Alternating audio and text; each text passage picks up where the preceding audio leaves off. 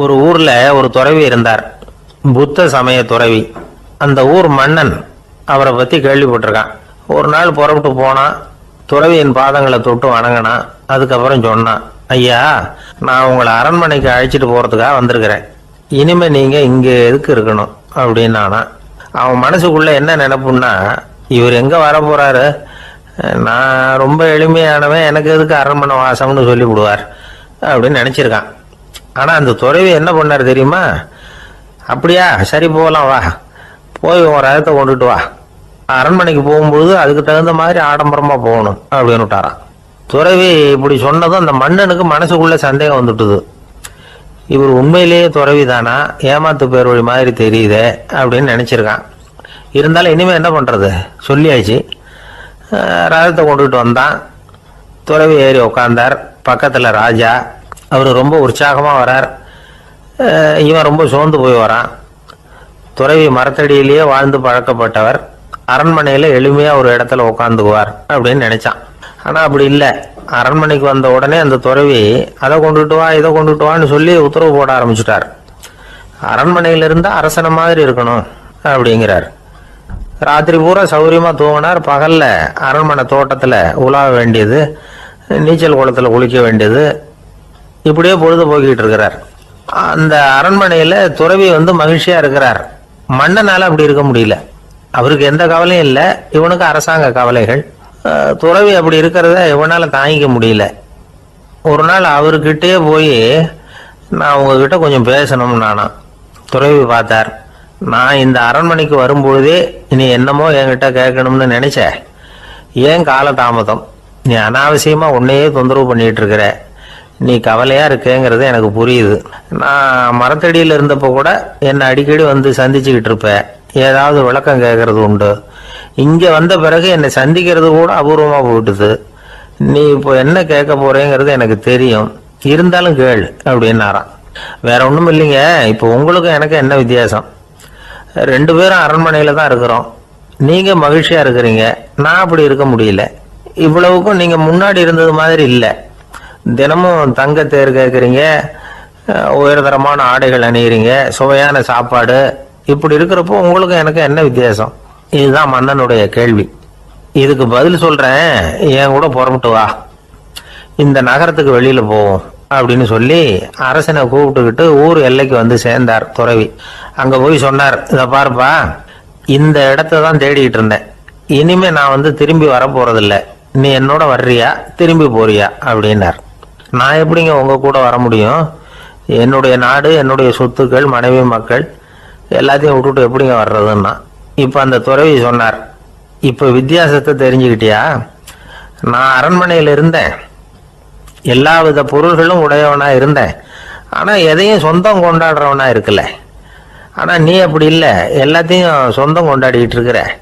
இதுதான் நமக்குள்ள வித்தியாசம் அப்படின்னு சொன்னார். அரண்மனை ஆடைகளை அப்படியே கலைஞர் அரசங்கிட்ட கொடுத்தார். உன்னுடைய ஆடைகளை நீயே வச்சுக்கோன்னார். அவர் பாட்டுக்கு நடந்து போனார், திரும்பியே பார்க்கல. அரசனுக்கு அப்பதான் தன்னுடைய அறியாமை விளங்குச்சான். இதுல இருந்து நாம புரிஞ்சுக்க வேண்டியது என்னன்னா, இந்த உலகத்துல எத்தனையோ பொருள்கள், அதையெல்லாம் முறையா பயன்படுத்தினா மகிழ்ச்சி. அதை விட்டுட்டு அதுக்கெல்லாம் சொந்தம் கொண்டாட ஆரம்பிச்சா கவலை. நம்ம ஆட்கள் சொந்தம் கொண்டாடுற விதமே தனி. ஒரு ஆளு இன்னொருத்தங்கிட்ட ஒரு கொடை கடன் வாங்கியிருந்தான், திருப்பி கொடுக்கல. கொடையை கொடுத்தவன் கேட்டான், என்கிட்ட கடன் வாங்கினிய கொடை, அதை கொஞ்சம் திருப்பி தர்றியான்னா. அது உனக்கு இப்போ அவசரமா தேவைப்படுதா அப்படின்னு கேட்டான் இவன். எனக்கு தேவைப்படல, அந்த கொடையை நான் யாருகிட்ட வாங்கியிருந்தேனோ அவனுக்கு இப்போ அது அவசரமா தேவைப்படுது அப்படின்னானா அந்த ஆள். ஒரு ரயில் வேகமா போயிட்டு இருக்கு. அது ஒரு ரயில்வே ஸ்டேஷன்ல கொஞ்ச நேரம் நின்னுது. அப்போ அதுல ஒரு ஆள் ஏறினார். தலையில ஒரு மூட்டையை வச்சிருந்தார். மூட்டையை தலையில சுமந்துக்கிட்டே உள்ள வந்தாரு. மூட்டையை தலையில சுமந்துக்கிட்டே ஒரு இடத்துல உட்கார்ந்தார். ரயில் மறுபடியும் புறப்பட்டது. இவர் தன் தலையில இருந்த மூட்டையை கீழே இறக்கி வைக்கணும்ல, வைக்கல, சுமந்துக்கிட்டே வர்றார்.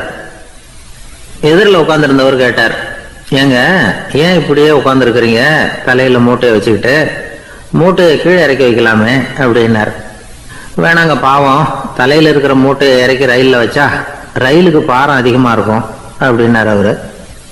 இப்படி ஒரு ஆளை பார்த்தா நமக்கு சிரிப்பு தான் வரும். ஏன்னா ரயிலுங்கிறது அந்த மூட்டையையும் சேர்த்து சுமந்துக்கிட்டு தான் போகுது. அவன் அந்த மூட்டையை தலையில வச்சிருந்தாலும் ஒண்ணுதான், தரையில வச்சிருந்தாலும் ஒண்ணுதான். அதனால ரயிலுக்கு எந்த மாற்றமும் ஏற்பட போறதில்லை. அதே மாதிரி தான் நம்ம மனமும். இதுவும் ஒரு தேவையில்லாத சுமை, அனாவசியமா சுமந்துக்கிட்டு இருக்கிறோம். இதை கீழே இறக்கி வச்சுட்டா வாழ்க்கை பிரயாணம் சுகமா இருக்கும். ரயில் பிரயாணம் பண்ற அந்த ஆள் மூட்டையை சுமக்கிறான், வாழ்க்கை பிரயாணம் பண்ற நாம மனசை சுமக்கிறோம். இது ரெண்டுக்கும் எந்த வித்தியாசமும் இல்லை. மனசை கீழே இறக்கி வச்சுட்டா பாரம் இல்லாமல் வாழலாம், பறவைகள் மாதிரி பறக்கலாம், குழந்தைகள் மாதிரி கள்ளங்கபடம் இல்லாம வாழலாம். இந்த வெளி உலகத்துல நாம நிலை பெற்று இருக்கணும், வேரூன்றி இருக்கணும். அதே சமயம் நம்முடைய உள் வெளியில ஆன்மீக வாழ்க்கையில பாரம் இல்லாம இருக்கணும். அப்போ பறக்கணும், நதியை போல ஓடணும், மிதக்கணும். பயணம் சுகமா இருக்கும், களைப்பு தெரியாது, கவலை தெரியாது. ஒரு சீடன் போதி தர்மரை நாடி வந்தான். குருவே, நீங்கள் என்ன வெறுமையாக இருக்க சொன்னீங்க, நான் இப்போ மறுபடியும் வெறுமையானவன் ஆகிட்டேன், அதனால இப்போ என்ன செய்ய சொல்றீங்க என்ன அப்படின்னு சொல்லி நின்னான். உடனே அந்த குரு பக்கத்தில் இருந்த ஒரு குச்சியை எடுத்து அவன் தலையில அடிச்சு, போய் அந்த வெற்றுத்தன்மையையும் வீசி எறிந்து விட்டு வா அப்படின்னார். நான் இப்போ காலியா இருக்கிறேன்னு ஒருத்தன் சொல்றான்னு வச்சுங்க, அது உண்மை இல்லை. ஏன்னா இன்னமும் அதுல நான்கிற எண்ணம் இருக்குது. எந்த சிந்தனையும் இல்லாம இருக்கிறது கடினம்தான். ஆனாலும் மனிதன் அதுல உள்ள நுட்பத்தை புரிஞ்சுக்கிட்டான்னா இவ்வளவு தூரம் தூக்கி சுமந்துக்கிட்டு வந்த அந்த மனதின் முட்டாள்தனத்தை அவனே பார்த்துட்டு சிரிப்பான். இதுதான் பெரியவங்க சொல்லியிருக்கிற ஆலோசனை. நம்மால் ஒருத்தன் தலையில ஒரு பெரிய மூங்கில் கூடையோட ரயில்ல உட்கார்ந்தான். கூடை தலையில இருந்தது, கீழே இறக்கி வைக்கல. எதிரில் இருந்தவர் கேட்டார், ஏங்க எதுக்காக அதை அனாவசியமா சுமந்துக்கிட்டே இருக்கீங்க, கீழே இறக்கி வைங்களேன்னார். இல்லைங்க, நான் வீட்டை விட்டு புறப்படும் போதே என் பையன் சொல்லிவிட்டான் கூடைய தலையை விட்டு இறக்கக்கூடாதுன்னு அப்படின்னார். அவன் சின்ன பையன், விவரம் இல்லாம சொல்லியிருப்பான். இப்ப என்ன நேரில் வந்தா பார்த்துக்கிட்டு இருக்கிறான், நீங்க இறக்கி வைங்கன்னார் அவர். அவன் நேரில் பார்த்துக்கிட்டு இல்லை, இருந்தாலும் நான் இந்த கூடையை கீழே இறக்கி வச்சா அது அவனுக்கு தெரிஞ்சிடும் அப்படின்னாரு இவர். அது எப்படின்னார் அவர். அவன் தனக்கு டிக்கெட் வாங்க வேணாம்னு சொல்லி இப்ப இந்த கூடைக்குள்ளதான் உட்கார்ந்துருக்கிறான் அப்படின்னார் இவர். ஒரு ஊர்ல ஒரு இளைஞன் இருந்தான். ஒரு நாள் அவன் ஒரு குருவை தேடிட்டு புறப்பட்டான். ஊரை விட்டு வெளியில போனான். போகிற வழியில ஒரு காடு. அந்த காட்டுல ஒரு மரத்தடியில ஒரு பெரியவர் உட்கார்ந்துருக்கிறார். அமைதியா மௌனமா அவர் அமர்ந்திருக்கிறார். இந்த பெரியவரை விசாரிக்கலாம், குருவை தேடி கண்டுபிடிக்கிறதுக்கு இவர் ஏதாவது ஒரு வழி சொல்லி கொடுப்பார் அப்படின்னு நினைச்சுக்கிட்டு அவர் நெருங்கினான். ஐயா, எனக்கு ஒரு குரு தேவை, எங்க கிடைப்பார், அவரை எப்படி அடையாளம் கண்டுபிடிக்கிறது, அதை பத்தி ஏதாவது விவரம் சொன்னீங்கன்னா நான் கண்டுபிடிச்சிக்குவேன் அப்படின்ட்டுருக்கான். பெரியவர் நிமிர்ந்து பார்த்தார். தம்பி, அது ரொம்ப சுலபம். அவர் வயசானவரா இருப்பார், என்னை விட சுமார் 30 வயசு அதிகமா இருக்கும். அவர் ஒரு மரத்தடியில் தான் உட்காந்துருப்பார் அப்படின்ட்டுருக்கான். சரிங்க பெரியவரே, அது என்ன மாதிரியான மரம், எப்படி இருக்கும் அப்படின்னு கேட்டிருக்கான். பெரியவர் அந்த விவரங்களையும் சொல்லியிருக்கிறாரு. அது மட்டும் இல்லை, சந்திக்கிற நாள், நேரம், வினாடி முதற்கொண்டு எல்லா விவரங்களையும் துல்லியமா சொன்னாராம். இவ்வளவு விவரங்களை இவரால் எப்படி சொல்ல முடியுது அப்படின்னு இவனுக்கு ஆச்சரியம். இருந்தாலும் அந்த பெரியவர் கடைசியா ஒரு விவரம் சொன்னார். அது என்ன தெரியுமா, எப்படியும் நீ அவரை சந்திக்கிறதுக்கு ஒரு 30 வருஷம் ஆகும் அப்படின்னு சொல்லிவிட்டாராம். ரொம்ப நன்றிங்க பெரியவரே அப்படின்னு சொல்லிவிட்டு அந்த இளைஞன் புறப்பட்டுருக்கான். இப்போ அவனுக்கு குரு பத்தின விவரம் எல்லாம் கிடைச்சிட்டுது, சந்திக்கிற நேரமும் தெரிஞ்சுட்டுது. ஆனா 30 வருஷம் அவரை தேடி அலைய வேண்டியிருக்குமே. அவன் தேட ஆரம்பிச்சான். காடு மலை எல்லாம் சுத்தி அலைஞ்சான். பல வருஷங்கள் தேடினான், அழுத்து போயிட்டான். கடைசியில அவனுக்கும் வயசாயிட்டுது. கடைசியில தன்னுடைய சொந்த ஊருக்கே திரும்பி போயிட்டு இருந்தான். அங்க ஒரு மரத்தடியில அவன் தேடிக்கிட்டு இருந்த குருநாதர் கிடைச்சார். யார் அவருன்னா, 30 வருஷத்துக்கு முன்னாடி வழி சொல்லி கொடுத்தாருல அதே பெரியவர். அவருக்கு இப்போ 30 வயசு அதிகமாக இருந்தது. அதே மரம், அன்னைக்கு பெரியவர் சொன்ன அடையாளம் இப்போ பொருத்தமா இருந்தது. இப்போ அந்த பெரியவர் சொன்னார், சரியா வந்து சேர்ந்துட்ட, வா, உனக்காக தான் நான் இவ்வளவு காலமும் காத்துக்கிட்டு இருந்தேன் அப்படின்னாராம். என்ன சொல்றீங்கன்னு இருக்கான். 30 வருஷத்துக்கு முன்னாடி என்கிட்ட வந்தியே, அப்பவே என் காலம் முடிஞ்சு போயிருந்தது. அப்பவே என்ன உனக்கு அடையாளம் தெரியல, அதனால இவ்வளவு காலம் உனக்காக காத்துட்டு இருக்கும்படி ஆயிட்டுது அப்படின்னாராம். ஐயா, அப்பவே நீங்க சொல்லியிருக்கலாமே, இதுதான் 30 வருஷம் கழிச்சு நீ சந்திக்க போற இடம், நான் தான் உன்னுடைய குரு அப்படின்னு சொல்லியிருக்கலாமே அப்படின்ட்டுருக்கான். அந்த பெரியவர் சிரிச்சுக்கிட்டே அதுக்கு பதில் சொன்னாராம். நான் எவ்வளவோ விவரமா தான் சொன்னேன், நீ சரியா புரிஞ்சுக்கல. காரணம், அப்போ நீ போதுமான அளவுக்கு பக்குவம் பெற்றிருக்கவில்லை. அதனால புரியும் சக்தி இல்லாம போயிட்டுதப்போ 30 ஆண்டு காலம் நீ அலைஞ்சு தெரிஞ்சிருக்கிற. அது காரணமா இப்போ உனக்கு அந்த பக்குவம் வந்துட்டுது. அதனாலதான் அடையாளம் காண முடிஞ்சது. நானே உன்னுடைய குரு அப்படின்னாராம். இதுல இருந்து என்ன தெரியுதுன்னா, ஆன்மீகத்துல மாணவனாக சேர்றதுக்கு கூட ஒரு பக்குவத்தன்மை தேவைப்படுது. ஒரு பெரிய ஞானி, அவர்கிட்ட சீடனா இருக்க ஒருத்தன் வந்தான், எதிரில் நின்னா. ஞானி அவனை வெகு நேரம் உற்று பார்த்தார். அப்புறம் சொன்னார், சீடனா இருக்கிறது ரொம்ப சிரமம்னார். நான் தயாரா இருக்கிறேன்னா. அது இன்னமும் சிரமமாச்சே, இங்கே குருவா இருக்கிறது மட்டுமே சுலபம் அப்படின்னாராம். அப்படின்னா நான் குருவாவே ஆயிடுறேன் அப்படின்னானா. இது போலவே இந்த காலத்துல கதை ஒன்று உண்டு. ஒரு பள்ளிக்கூடத்துல வகுப்பு ஆசிரியர் மாணவனை திட்டிக்கிட்டு இருந்தார். டேய், நீ 100க்கு 10 மார்க்கு தான் வாங்கிட்டு இருக்க. இவ்வளவு மோசமா நீ படிச்சா கடைசியில மாடு மேய்க்கிறது கூட லாய்க்கு இல்லாதவனா ஆயிடுவேன். அதுக்கப்புறம் என்ன செய்ய போற அப்படின்னாராம். பையன் தலையை சொரிஞ்சுக்கிட்டே சொன்னானா, சார் அப்படின்னா ஒன்று செய்யறேன் அப்படின்னானா. இவர் கேட்டிருக்கார், என்ன செய்ய போறேன்னு. வேற என்ன சார், உங்களை மாதிரி ஒரு ஆசிரியர் ஆயிடுறேன் அப்படின்னானா. துருக்மேனியாவில் அஷ்காபாத் அப்படின்னு ஒரு நகரத்துல ஒரு புவியியல் விஞ்ஞானி இருந்தார்.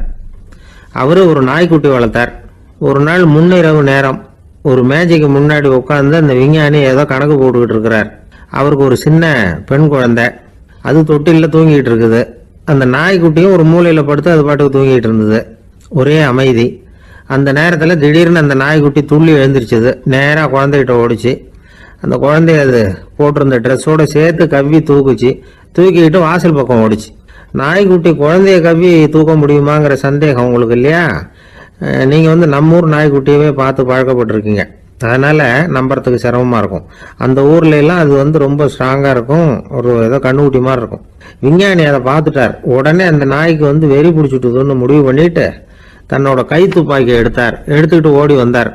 அவர் வெளியில நாய்க்குட்டி எங்க அப்படின்னு பார்த்து தேடுறார். அந்த நேரத்துல அந்த வீடு இடிஞ்சு விழுது. காரணம் பூமி அதிர்ச்சி. இப்படி பூமி அதிர்ச்சி உண்டாக போகுதுங்கிறது அந்த நாய்க்குட்டிக்கு முன்னாடியே தெரிஞ்சு போச்சு. அதுதான் குழந்தைய தூக்கிட்டு வெளியில ஓடி வந்திருக்குது. அது மூலமா அந்த குடும்பத்தையே காப்பாத்தி இருக்குது அந்த நாய்க்குட்டி. இந்த சம்பவம் நடக்கிறதுக்கு 3 நாளைக்கு முன்னாடியே சில பிராணிகளுக்கு இப்படி நடக்க போகுதுங்கிறது தெரிஞ்சிருக்குதான். ஆமா, அந்த நகரத்துல 3 நாளைக்கு முன்னாடியே பாம்பு, பல்லி இதெல்லாம் அது தங்கியிருந்த வலையை விட்டு வெளியில ஓடி வந்துட்டுது. அதே மாதிரி அங்க இருந்த புறாவெல்லாம் பறந்து போயிடுச்சான்.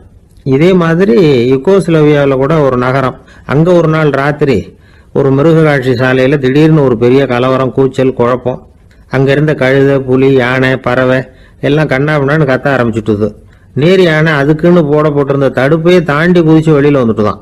மறுநாள் தான் எல்லாருக்கும் விஷயம் புரிஞ்சுது. அடுத்த நாள் காலையில அங்க பூமி அதிர்ச்சி உண்டாயிட்டுது. இப்ப பாருங்க, அதாவது மனுஷனை போய் தீர்க்க தரிசி அது இதுன்னு சொல்லிட்டு இருக்கிறோம். இவனை விட அது பரவாயில்லைன்னு தோணுது. அதாவது மிருகங்கள் ஒன்று நடக்க போகுதுங்கிறத முன்னாடியே புரிஞ்சுக்குதே. சரி, இதெல்லாம் எப்படி அது முன்கூட்டி புரிஞ்சுக்குது? அதுதான் படைப்பு ரகசியம். அதை கண்டுபிடிக்கிறதுக்கு தான் மனுஷன் ஆராய்ச்சி பண்ணிட்டு இருக்கிறான். விஞ்ஞானிகளோட ஆராய்ச்சியெல்லாம் ஒரு பக்கம் இருக்கட்டும், வீட்டுக்குள்ளேயே சில ஆராய்ச்சி பண்ணி பாருங்களேன். இப்ப சில யோசனை சொல்லி அதை சோதனை பண்ணி பாருங்க அப்படின்னு ஒருத்தர் சொன்னாராம். அதாவது இப்ப மழை வருமா வராதா அப்படின்னு தெரிஞ்சுக்கணுமா, உடனே ஒரு பூனைக்குட்டி பின்னாடி மெதுவா போய் அது என்ன செய்யுதுன்னு கவனிச்சு பார்க்கணும். பூனைக்குட்டி தன்னோட பாதத்தினால சுகத்துல அப்படி கீறிக்கிட்டு இருக்கும். அப்படி கீறினா கண்டிப்பா மழை வரும். சில சமயம் பூனைக்குட்டி அப்படி மல்லாந்து படுத்துக்கிட்டு பாதத்தை உயர தூக்கும், அப்படியும் புரளும். இப்படி செஞ்சதுன்னா அன்னைக்கும் மழை இருக்காது. அதனால முன்னாடி இருந்தது மழை வர்றதுக்கு அறிகுறி, இது மழை இல்லைங்கிறதுக்கு அறிகுறி.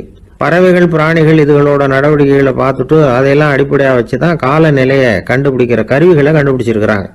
வாத்து இருக்குல்ல, சில சமயம் தன்னோட அழகை தன்னோட இறகுகள்ல அப்படியே புதைச்சிக்கும். அப்படி செஞ்சா குளிர்காலம் வரப்போகுதுன்னு அர்த்தம். பருவநிலை குளிரா மாறப்போகுதுங்கிறதுக்கு இதுதான் அறிகுறி. சிட்டுக்குருவி இருக்குதுல்ல, அதெல்லாம் புழுதியில உழுந்து புரளும், சிறகுகளை படபடன்னு அடிச்சுக்கும். அப்படி செஞ்சா மழை வரப்போகுதுன்னு அர்த்தம்.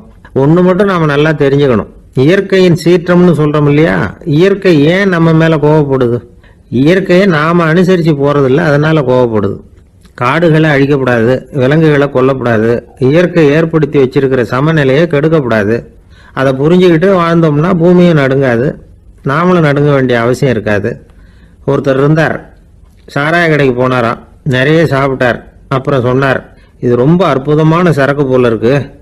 உள்ள போன உடனே இந்த பூமியே நடுங்கிறது மாதிரி இருக்கு எனக்கு அப்படின்னாராம். இதுக்கு கடைக்காரர் சொல்லியிருக்கார், நீங்க சாப்பிட்டது வெறும் பச்சை தண்ணி தாங்க, இப்ப ஏற்பட்டிருக்கிறது நிஜம் பூமி அதிர்ச்சி அப்படின்னாராம். ஒருத்தர் ரொம்ப அவசரமா போயிட்டு இருந்தார். எங்க சார் போறீங்கன்னு கேட்டோம். எனக்கு வேண்டியப்பட்ட ஒருத்தருக்கு குழந்தை பிறந்திருக்கிறதாக செய்தி வந்திருக்கு, அதுதான் ஆஸ்பத்திரிக்கு போயிட்டு இருக்கேன், பார்த்துட்டு வரலாம்னு அப்படின்னார். அப்படின்னா கொஞ்சம் இப்படி உட்காருங்க அப்படின்னோம். சில விவரம்லாம் சொல்றேன் கேட்டுட்டு போங்க அப்படின்னோம். உட்காந்தார். அப்புறம் சொல்ல ஆரம்பிச்சோம். புதுசா பிறந்திருக்கிற ஒரு குழந்தைய பார்க்க போறதுன்னா அது சாதாரண விஷயம் இல்லை, அதுல ரொம்பவும் கவனமா நடந்துக்கணும். புது குழந்தைக்கு நோய் சுலபமா தொற்றும், முக்கியமா காற்று மூலமா பரவுற நோய்கள் சுலபமா வந்துடும். அதனால் நமக்கு உடம்பு சரியில்லைன்னா குழந்தைய விட்டு கொஞ்சம் தள்ளியே இருக்கிறது தான் நல்லது. பெரியவங்களை பொறுத்த வரைக்கும் சாதாரணமா உள்ள ஒரு கிருமி கூட குழந்தைய பொறுத்த வரைக்கும் ரொம்ப மோசமான ஒரு கிருமியா இருக்கும். சில வெளிநாடுகள் எப்படி தெரியுமா, பிறந்த குழந்தை தூங்கிட்டு இருக்கிற ஒரு ரூமுக்கு போகணும்னா போறவங்க முகமூடி போட்டுக்கணும், காலணிகளை மாத்திக்கணும், அவ்வளவு சுத்தமா உள்ள போய் பார்த்துட்டு வரணும். பொதுவா சில ஆஸ்பத்திரிகள்ல பாத்தீங்கன்னா பார்வையாளர்கள் நேரத்துல விசிட்டிங் ஹவர்ஸ் தாயை விட்டு குழந்தைய தனியா பிரிச்சு வச்சிருவாங்க. எதுக்குன்னு நினைக்கிறீங்க? அந்த நேரம் பல பேர் வருவாங்க போவாங்க, அவங்க கை கால் சுத்தமா இருக்காது, சுத்தம் இல்லாத கைகள் மூலமா கிருமிகள் பரவும். சுத்தம் இல்லாத கைன்னா மண்ணு தூசி படிஞ்சிருக்கிற கை மட்டும் தான் அர்த்தம் இல்லை. சாலையில கையை வீசிக்கிட்டு நடந்து வர்றீங்க, குழந்தைய பொறுத்த வரைக்கும் அது கூட சுத்தம் இல்லாத கை தான். தாயை தவிர மற்றவங்க குழந்தைய தூக்காம பாத்துக்கிறது நல்லது. தாய் கூட அளவோட கொஞ்சிறதோட நிறுத்திக்கணும். புதுசா ஒரு குழந்தைய பெற்றிருக்கிற பொண்ணுகிட்ட மற்ற தாய்மார்கள் ஏதாவது சொல்லிக்கிட்டே இருப்பாங்க. குழந்தைய அப்படி வளர்க்கணும் இப்படி வளர்க்கணும் அப்படின்னு ஏதாவது அட்வைஸ் பண்ணிக்கிட்டே இருப்பாங்க. இப்படி ஓவரா அறிவுரை பண்றது அந்த பொண்ணை குழப்பி விட்டுரும். அதனால அப்படிலாம் பண்ணக்கூடாது. அந்த பெண்ணே ஏதாவது கேட்டா கூட டாக்டர் சொல்ல வேண்டிய விவரங்களை எல்லாம் நாமே சொல்லிக்கிட்டு இருக்கக்கூடாது. புதுசா பிறந்திருக்கிற குழந்தைய மட்டும்தான் இப்படி பார்க்கணும்னு இல்லை, ஒரு நோயாளி குழந்தைய பார்க்க போறதுன்னா கூட ரொம்ப எச்சரிக்கையா தான் நடந்துக்கணும். ஒரு தின்பண்டமோ விளையாட்டு சாமானோ அந்த குழந்தைக்கு நாம் வாங்கிட்டு போறதா வச்சுக்குவோம், அதை நேரா கொண்டுகிட்டு போய் அந்த குழந்தைகிட்டே கொடுக்கக்கூடாது. அதோட அப்பா அம்மா கிட்ட ரகசியமா கொடுக்கலாம். அவங்க முடிவு பண்ணட்டும் குழந்தைகிட்ட அதை கொடுக்கலாமா வேண்டாமாங்கிறத. அவங்களுக்கு தான் தெரியும் அதோட மனசும் உடம்பும். உங்க அக்கறையை காட்டுறதா நினைச்சுக்கிட்டு குழந்தை வாயில எதையும் கொண்டுட்டு போய் போடாதீங்க. போறப்போ உங்க வீட்டு குழந்தையும் அழைச்சிட்டு போகாதீங்க. இது நோயை வாங்கிட்டு வந்துடும், அல்லது புதுசா ஒரு நோயை அதுகிட்ட கொடுத்துட்டு வந்துடும். என்னதான் உங்களுக்கு பழக்கமான குழந்தையா இருந்தா கூட அதுக்கு விருப்பம் இல்லைன்னா பேசக்கூடாது. அங்க போய் அவங்க பள்ளிக்கூடத்தை ஞாபகப்படுத்திட்டு இருக்கக்கூடாது. நோயில இருக்கிறப்ப ஸ்கூலை பத்தி பேச அது விரும்பாது. ஆஸ்பத்திரியை விட்டு வெளியில புறப்படுறப்போ குழந்தைகிட்ட சொல்லணும்னு அவசியம் இல்லை, அதோட அப்பா அம்மா கிட்ட சொல்லிவிட்டு புறப்பட்டா போதும், குழந்தை கோபிச்சுக்காது. சமூக சம்பிரதாயத்தை பத்தி அது கவலைப்படுறதில்லை. இப்படி எல்லா விவரமும் நம்ம எதிரில் உட்காந்துருந்தவங்க கிட்ட சொல்லி முடிச்சோம். ரொம்ப நன்றி சார் அப்படின்னு சொல்லிவிட்டு அவர் புறப்பட்டார். குழந்தைங்க கொஞ்சம் வளர்ற வரைக்கும் தான் நாம எச்சரிக்கையா இருக்கணும்னு இல்லை, வளர்ந்த பிறகு இன்னும் எச்சரிக்கையா இருக்கணும். ஒரு பையன் பள்ளிக்கூடத்துலேருந்து திரும்பி வீட்டுக்கு வந்தான். முகம் பூரா நகத்தால கீறி இருந்தது. அப்பா பார்த்து பயந்துட்டார். யாருடா உன்னை இப்படி பண்ணது அப்படின்னாரு. என் கூட படிக்கிற இன்னொரு பையன். நாளைக்கு உன் கூட பள்ளிக்கூடத்துக்கு வர்றேன், நீ எனக்கு அவனை அடையாளம் காட்ட முடியுமான்னார். அது ரொம்ப சுலபம் நான் பையன். எப்படின்னார் அப்பா. அவன் காதுல ஒன்ன கையோடு எடுத்துட்டு வந்திருக்கிறேன், இதோ என் பையில தான் வச்சிருக்கேன் அப்படிங்கிறான் அந்த பையன். ஒரு பல்கலைக்கழகம், அங்க ஒரு இலக்கிய பேராசிரியர், அவர் பாடம் நடத்திக்கிட்டு இருந்தார். ராபர்ட் பிரவுனிங் எழுதிய கவிதைகளை பத்தி சொல்லிட்டு இருக்கிறார். மாணவர்களும் ரொம்ப அக்கறையா அதை கேட்டுக்கிட்டு இருக்கிறாங்க. ஒரு குறிப்பிட்ட கவிதையை பத்தி சொல்லும் பொழுது அந்த பேராசிரியருக்கே ஒரு சந்தேகம், அதாவது அந்த கவிதையின் சரியான அர்த்தம் என்னங்கிறதுல சந்தேகம். பேராசிரியர் யோசனை பண்ணார், அந்த கவிதையை முழுசா புரிஞ்சுக்க முடியல. அதனால மாணவர்களை பார்த்து சொன்னார், மாணவர்களே ஒரு நாள் பொறுத்துங்க, இந்த கவிதையை எழுதின கவிஞர் எங்க வீட்டுக்கு பக்கத்துல தான் இருக்கிறார். இன்னைக்கு சாயந்தரம் நான் அவரை நேரிலேயே போய் பாக்குறேன், பார்த்து இதுக்கு என்னங்க அர்த்தம்னு கேட்டுட்டு வந்துடுறேன், அதுக்கப்புறம் உங்ககிட்ட சொல்றேன் அப்படின்னாராம். அன்னைக்கு சாயந்தரமே அந்த பேராசிரியர் கவிஞரை தேடிட்டு போயிட்டார். கவிஞர் அவங்க வீட்டுல அவர் பாட்டு உட்காந்துருந்தாராம். இவரு போய் அவர் முன்னாடி உட்கார்ந்தார். அப்புறம் கேட்டார், ஐயா அந்த கவிதையின் முழு பொருள் என்னன்னு தெரிஞ்சுட்டு போறதுக்காக வந்திருக்கிறேன் அப்படின்னாராம். எந்த கவிதை அப்படின்னாராம் அவரு. இவர் அந்த கவிதையை சொல்லியிருக்கார். கவிஞர் கொஞ்சம் யோசனை பண்ணிவிட்டு அப்புறம் சொன்னாராம், பேராசிரியரே நீங்க கொஞ்சம் தாமதமா வந்துட்டீங்கன்னாராம். இவருக்கு ஒன்றும் புரியல. நீங்க என்ன சொல்றீங்க? நான் தாமதமா வந்துட்டேனா? நீங்க தான் உயிரோட இருக்கிறீங்களே, அப்படி இருக்கும்போது நான் தாமதமா வந்துட்டேன்னா அது எப்படி அப்படின்னு இவர் குழம்பி இருக்கிறார். இப்ப கவிஞர் சொன்னாராம், ஐயா நான் உயிரோட இருக்கிறேனா இல்லையாங்கிறது முக்கியம் இல்லை. நான் அந்த கவிதை வரிகளை எழுதினப்போ 2 பேருக்கு அதோட அர்த்தம் தெரிஞ்சிருந்தது. இப்போ ஒரே ஒருத்தருக்கு தான் அதோட அர்த்தம் தெரியும் அப்படின்னாராம். பேராசிரியர் யோசனை பண்ணியிருக்கார். அப்படின்னா அந்த ஒருத்தர் கவிஞர் ராபர்ட் பிரவுனிங்கை தவிர வேற யாரா இருக்க முடியும்? இவர் தான் அப்படிங்கிறத அவர் மனசுல நினைச்சுக்கிட்டார். அதனால சொன்னார், ஐயா நான் தாமதமா வரல, அந்த கவிதையின் பொருள் என்ன அது சொல்லுங்கன்னார். பேராசிரியரே, நான் சொல்றது உங்களுக்கு புரியலன்னு நினைக்கிறேன். நான் இந்த வரிகளை எழுதினப்போ 2 பேருக்கு அதோட அர்த்தம் தெரிஞ்சிருந்தது. அந்த 2 பேர் யாருன்னா, ஒருத்தர் ராபர்ட் பிரவுனிங், அதாவது நான், இன்னொருத்தர் கடவுள். இப்போ அது கடவுளுக்கு மட்டும்தான் தெரியும். நானே இதை பத்தி பல தடவை யோசனை பண்ணி பார்த்தேன். இது ரொம்ப அழகானது, ஆனாலும் ரொம்ப வழுக்கலானது. அதை பிடிச்சிட்டோம்னு நினைச்சிட்டு இருக்கும் பொழுதே காத்து மாதிரி அது உங்ககிட்ட இருந்து ஓடி போயிடுது. எனக்கு ரொம்ப வருத்தமா தான் இருக்குது. நிச்சயமா நான் தான் இந்த வரிகளை எழுதியிருக்கிறேன். அதுல அர்த்தம் இருக்குங்கிறது எனக்கு தெரியும், அதை நான் உணர்றேன். ஆனா நீங்க என்ன மன்னிக்கணும், எனக்கே கூட அதை என்னால விளக்க முடியல. அப்படி இருக்கும்போது உங்களுக்கு எப்படி அதை நான் விளக்க முடியும் அப்படின்னு அந்த கவிஞர்.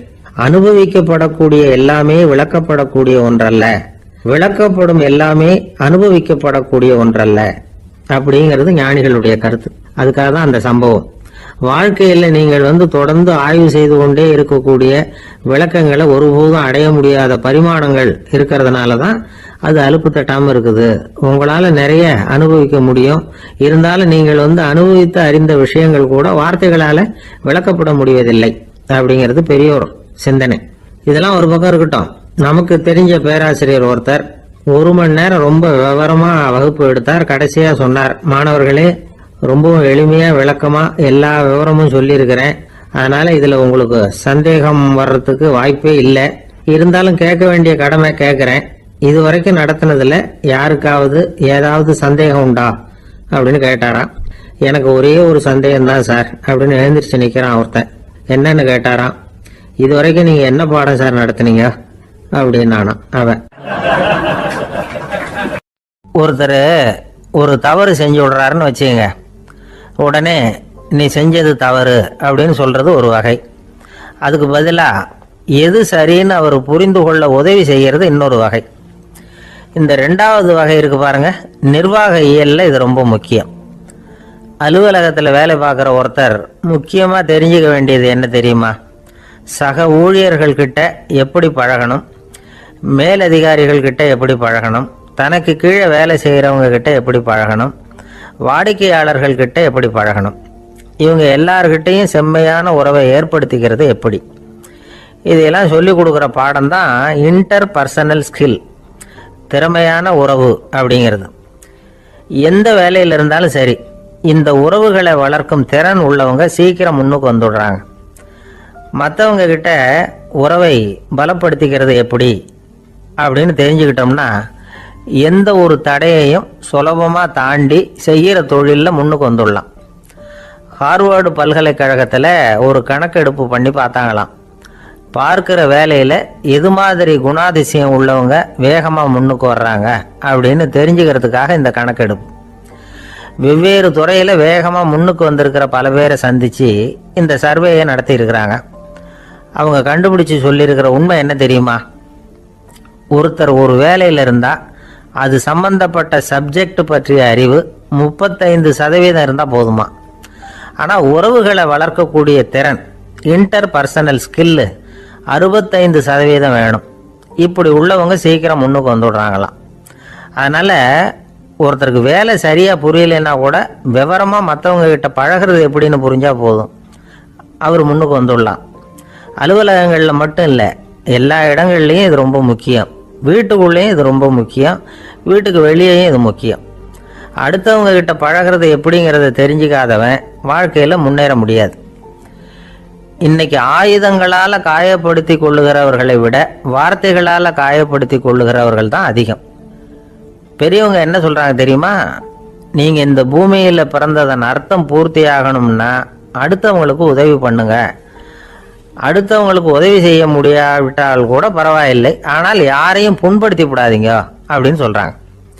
எனக்கு தெரிஞ்ச ஒருத்தர் ஒரு அலுவலகத்தில் வேலை பார்க்குறார். அவர் சொல்லுவார், எனக்கு இந்த இன்டர் பர்சனல் ஸ்கில் ரொம்ப அதிகம் சார். சக ஊழியர்கள்கிட்ட ரொம்ப சுமூகமாக நடந்துக்குவேன்.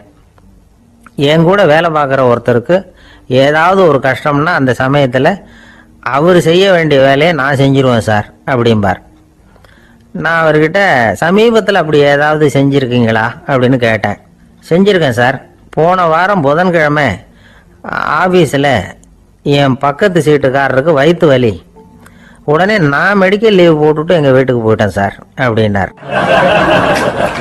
நம்மள மாதிரி ஒரு ஆசாமி அவன் நம்மள மாதிரியே கற்பனை பண்ணான். அதாவது நாம தான் இந்த உலகத்துல ரொம்பவும் கஷ்டப்படுறோம், மற்றவங்க எல்லாம் சந்தோஷமா இருக்கிறாங்க அப்படின்னு அவன் நினைச்சுக்கிட்டான். அவன் ஒரு நாள் கடவுளை வேண்டிக்கிட்டானா, சுவாமி, இந்த உலகத்துல எவ்வளவோ பேர் இருக்கிறாங்க, ஒவ்வொருத்தருக்கும் ஒவ்வொரு விதமான கஷ்டம் இருக்கலாம், ஒத்துக்கிறேன். இருந்தாலும் எனக்கு அது கொஞ்சம் அதிகமா இருக்கிறது மாதிரி தெரியுது. அதனால நீங்க எனக்காக ஒரு சின்ன உதவி செஞ்சா போதும். அது வேற ஒண்ணும் இல்ல, என்கிட்ட இருக்கிற துயரங்களை இன்னொருத்தர் யாருகிட்டயாவது கொடுத்துருங்க, அவர்கிட்ட இருக்கிற துயரங்களை என்கிட்ட மாத்தி கொடுத்துருங்க. ஒரு மியூச்சுவல் டிரான்ஸ்பர், அவ்வளவுதான். அப்படி பண்ணிவிட்டா போதும் அப்படின்னு வேண்டிக்கிட்டானா. அன்னைக்கு ராத்திரியே அவன் ஒரு கனவு கண்டிருக்கான். வானத்திலிருந்து ஒரு குரல் கேட்டிருக்கு. அது என்ன சொல்லிச்சு தெரியுமா? ஏ ஜனங்களே, எல்லாரும் அவங்கவுங்க கஷ்டங்களை ஒரு பையில போட்டு எடுத்துக்குங்க. அப்படி எடுத்துக்கிட்டு நேரா இந்த ஊர் எல்லையில இருக்கிற கோயிலுக்கு வந்து சேருங்க அப்படின்னு அந்த குரல். ஆஹா, கடவுள் நம்ம பிரார்த்தனைக்கு செவி சாய்ச்சுட்டார் அப்படின்னு சந்தோஷப்பட்டான் இவன். உடனே என்ன பண்ணான்? தன்கிட்ட இருந்த கஷ்டத்தையெல்லாம் ஒரு சாக்கு பையில போட்டு எடுத்துக்கிட்டான். வீட்டை விட்டு வெளியில வந்தான். தெருவுல இறங்கி நடக்கிறான். அங்க பார்த்தா ஏகப்பட்ட பேர் ஆளுக்கு ஒரு பைய தூக்கிக்கிட்டு கோயிலுக்கு போயிட்டு இருக்கிறாங்க. சில பேர் மூட்டையா கட்டி தலையில சுமந்துக்கிட்டு போயிட்டு இருக்கிறாங்க. இவன் பார்த்தான். இவனுக்கு ரொம்ப ஆச்சரியமா இருந்தது. ஏன்னா எல்லாரும் வச்சிருக்கிற பைய இவன் பைய விட பெருசா இருந்தது. இவன் பை தான் இருக்கிறதுலயே கொஞ்சம் சின்னதா தெரிஞ்சது. இப்ப அவன் மறுபடியும் சாமியை வேண்டிக்கிட்டான். கடவுளே, இப்ப உள்ள சூழ்நிலையை கவனிச்சா என்கிட்ட இருக்கிற பைய பரவாயில்லன்னு தோணுது.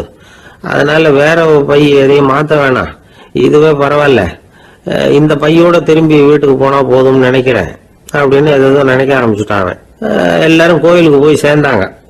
கோயில்ல அந்த குரல் மறுபடியும் கேட்டுது. எல்லாரும் அவங்கவுங்க பைகளை சோகத்துல தொங்க விடுங்க.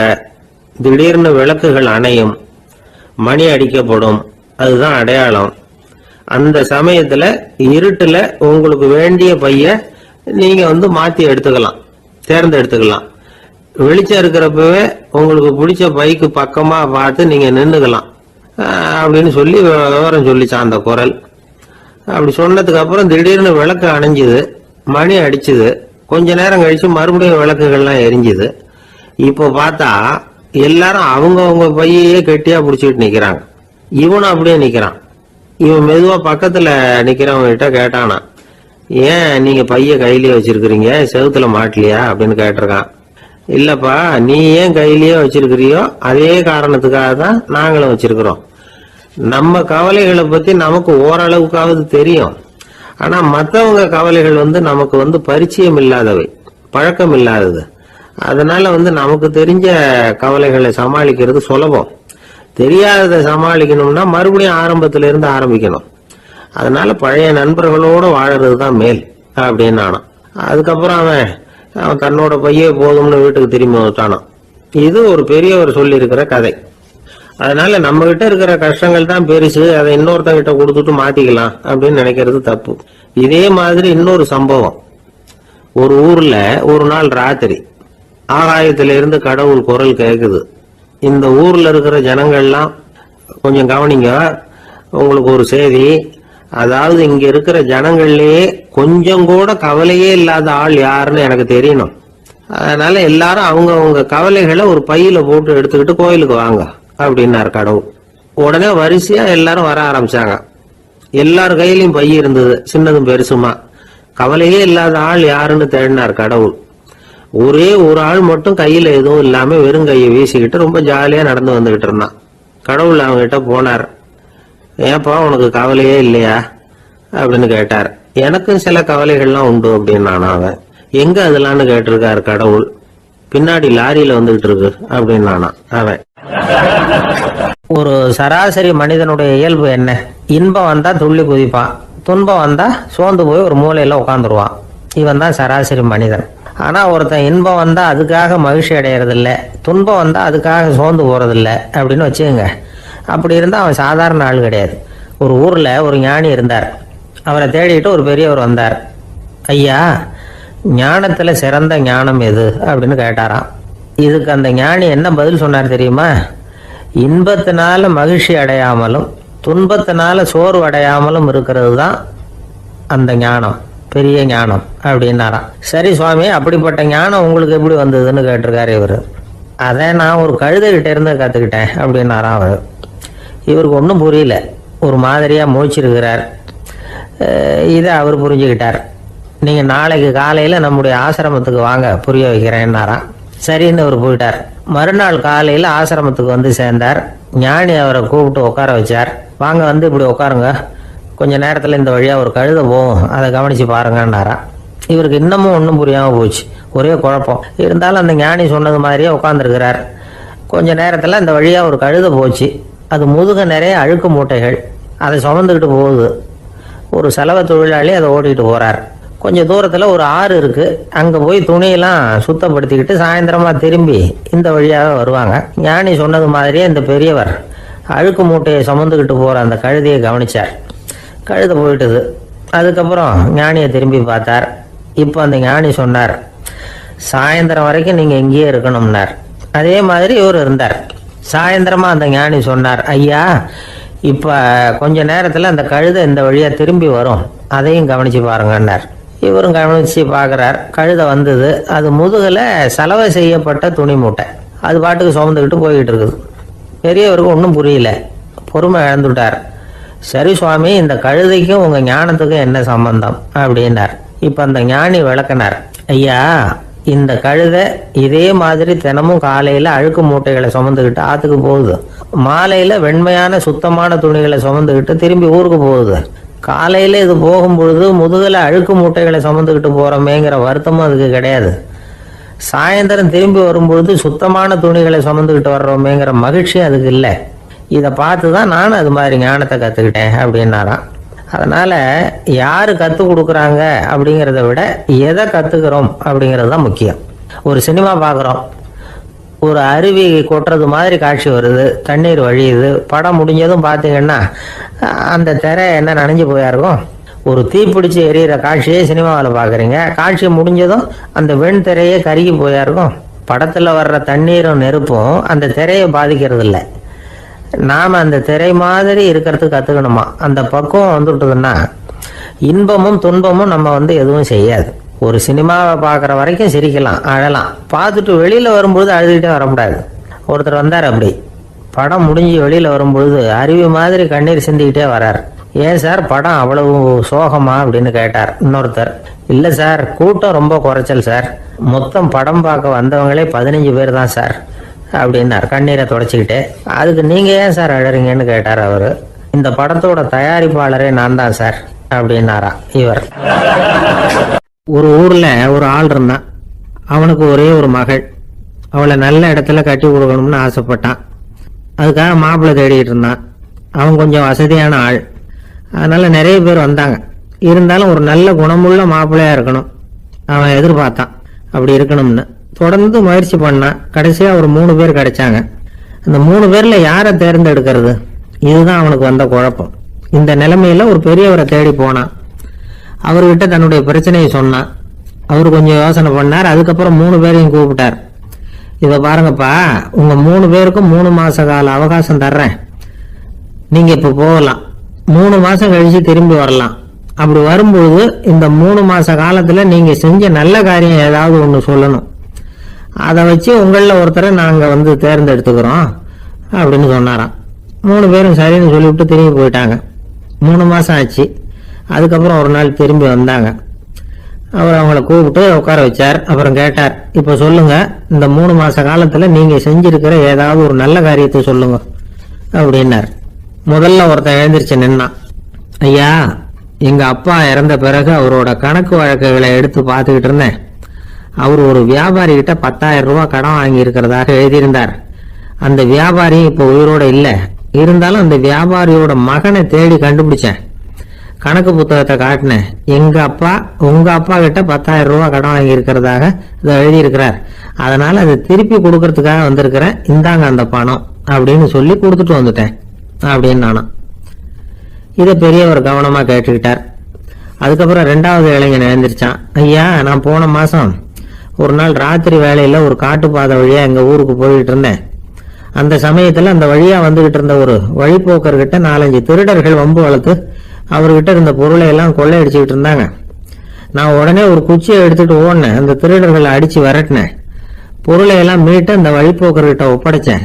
அவரை பத்திரமா அழைச்சிட்டு போய் அவர் வீட்டுல விட்டுட்டு வந்தேன் அப்படின்னு நானும். இதையும் பெரியவர் கவனமா கேட்டுக்கிட்டார்.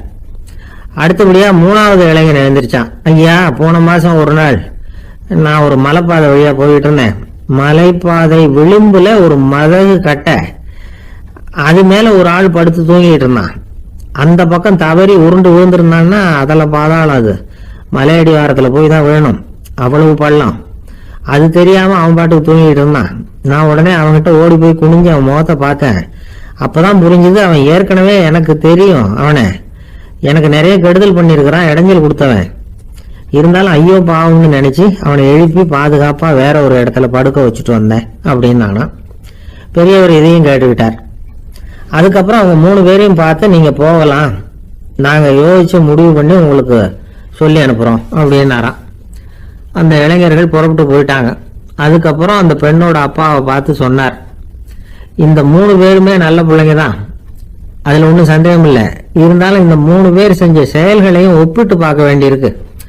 முதல் இளைஞன் நேர்மைக்கு எடுத்துக்காட்டா விளங்குறான். இந்த காலத்துல இது மாதிரி இளைஞர்களை பார்க்கறது ரொம்ப கஷ்டம்தான். இருந்தாலும் அவன் கடமையை தான் செஞ்சான். 2வது இளைஞன் நல்ல வீரன், தைரியசாலி. ஒரு வீரன் எதை செய்யணுமோ அதைத்தான் இவன் செஞ்சான். இவன் ஒரு லட்சிய மனிதன். 3வது இளைஞன் தன்னுடைய பகைவனுக்கே உதவி செஞ்சிருக்கான். அவன் உயிரை காப்பாத்தி இருக்கிறான். பகைவனுக்கு அருள்வதுங்கிறது ஒரு சாதாரண மனுஷனால செய்யக்கூடிய காரியம் இல்லை. பகையை மறக்கிறதும் பகைவனுக்கு அருள்வதும் தெய்வீக பண்புகள். அதனால இவனையே உன்னுடைய மகளுக்கு ஏற்ற மாப்பிள்ளையா தேர்ந்தெடுக்கலாம் அப்படின்னு சொன்னாங்களாம். ஒரு நல்ல நாள்ல அவங்களுக்கு திருமணம் நல்ல விதமா நடந்து முடிஞ்சுதான்.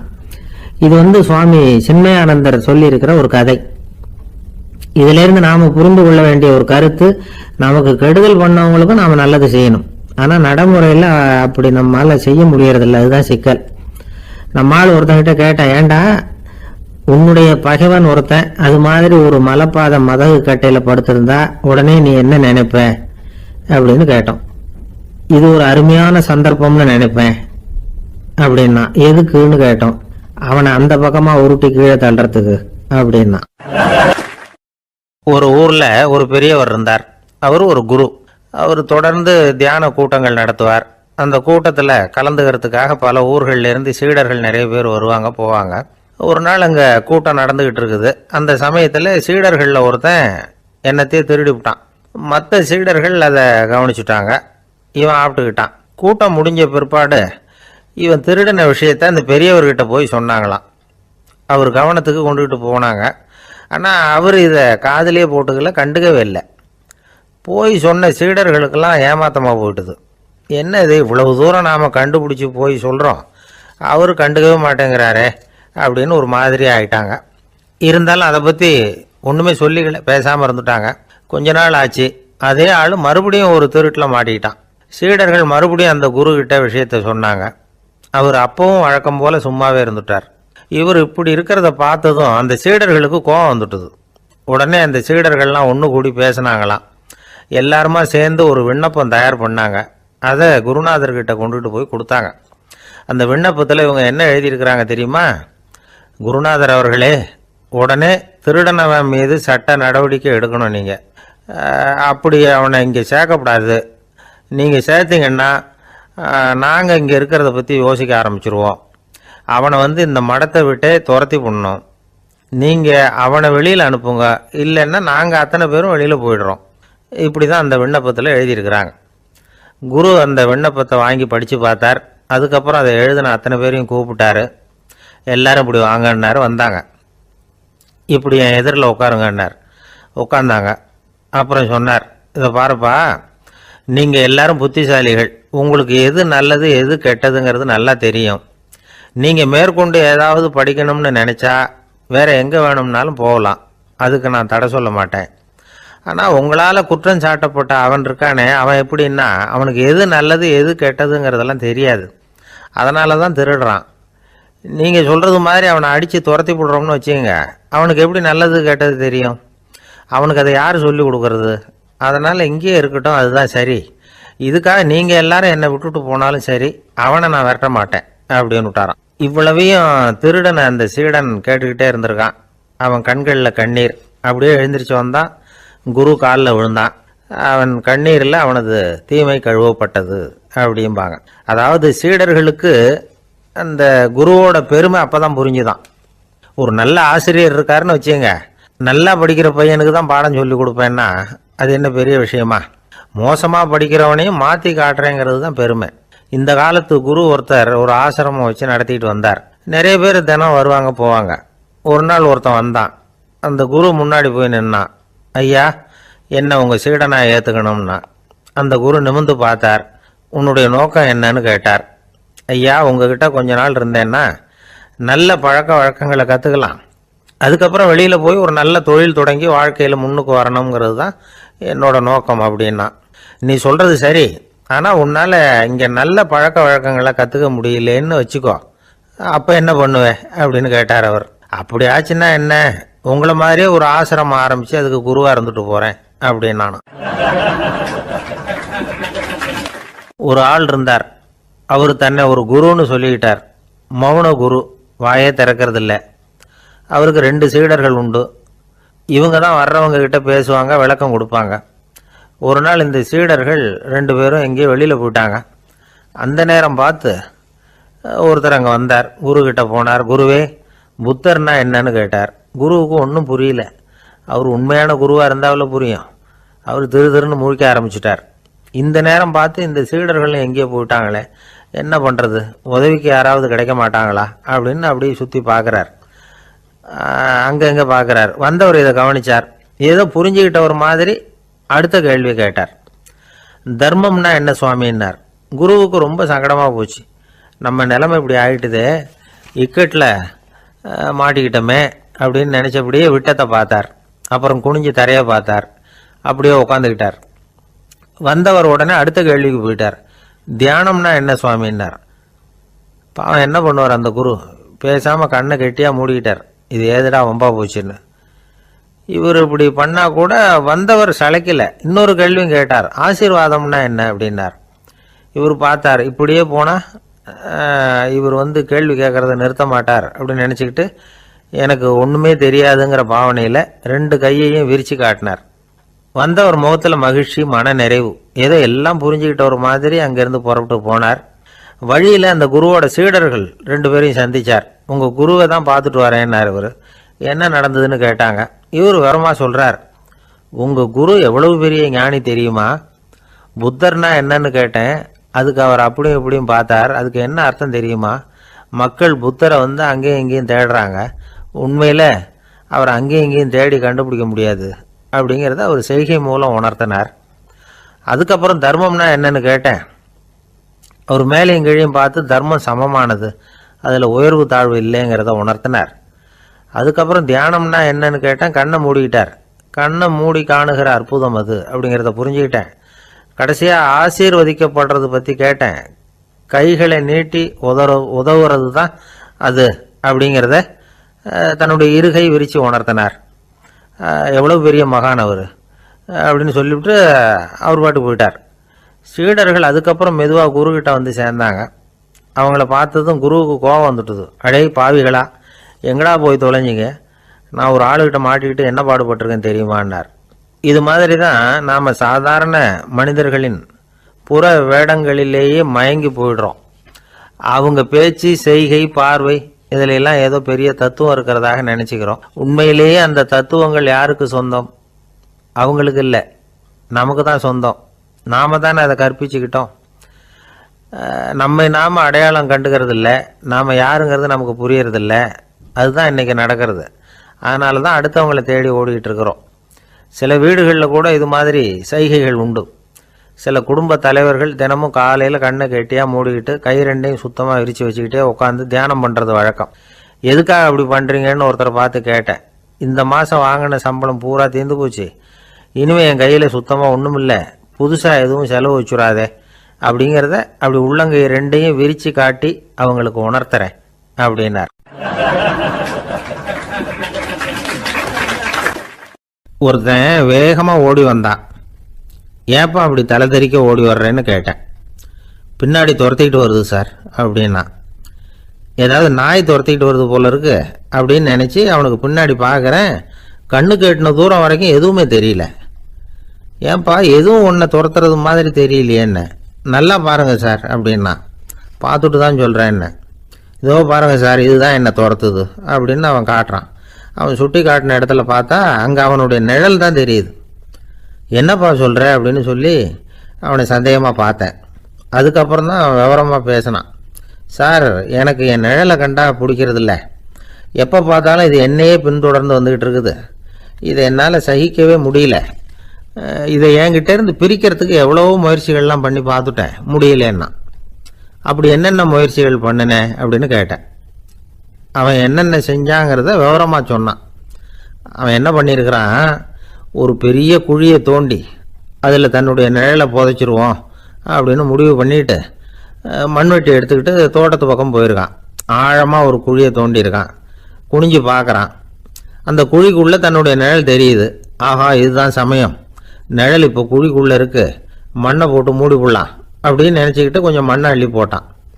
பார்த்தா இப்போ அந்த நிழல் அந்த மண்ணுக்கு மேலே வந்து நிற்கிது. இது ஏதுடா ரொம்ப போச்சு அப்படின்னு அவசரமாக மண்ணை வாரி போட்டு மூடி பார்க்குறான். குழி பூராவும் மூடி விட்டு பார்க்குறான். மறுபடியும் நிழல் மேலே வந்து உட்காந்துக்கிட்டு இருக்குது. சரி, இதை குழியில் புதைக்க முடியாது அப்படின்னு முடிவு பண்ணிட்டு இதை இங்கேயே இப்படியே விட்டுட்டு ஒரே ஓட்டமாக ஓடி போடுவோம் அப்படின்னு நினச்சி எடுத்தான் ஓட்டம். அது காலை நேரம். இவன் மேற்க நோக்கி ஓடிக்கிட்டு இருக்கிறான். ஓடி ஓடி பார்க்குறான், நிழல் இவனை விட வேகமாக இவனுக்கு முன்னாடி ஓடிக்கிட்டு இருக்கு. சரி, திரும்பி ஓடி பார்ப்போம் அப்படின்னு நினச்சிக்கிட்டு அப்படியே சடார்னு திரும்பி ஓட ஆரம்பித்தான். பார்த்தான், அப்பாடா நிழலை காணலை. கொஞ்சம் தூரம் ஓடி ஒரு இடத்துல நின்று அப்படியே சாவகாசமாக திரும்பி பார்க்குறான். பின்னாடி நின்றுக்கிட்டு இருக்குது நிழல். இப்படி ஓடி வந்து தான் இங்கே நம்ம முன்னாடி நின்று தன்னுடைய அவஸ்தையை சொல்லிகிட்டு இருக்கிறான்.